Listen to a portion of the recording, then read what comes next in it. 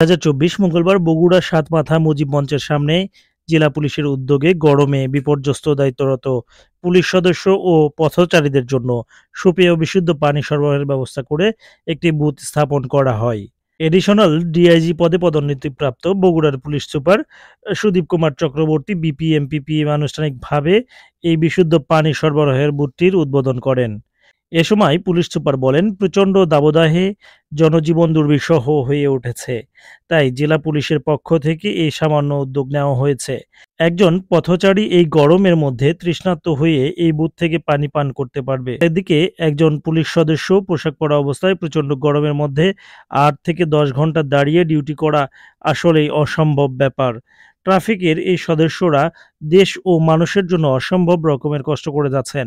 তাদের ক্লান্তি দূর করতে খাবার, স্যালাইন, পানি ও জুস বিতরণ করা হয়েছে। গরমকালে এই কার্যক্রম অব্যাহত থাকবে বলেও জানান বগুড়ার পুলিশ সুপার।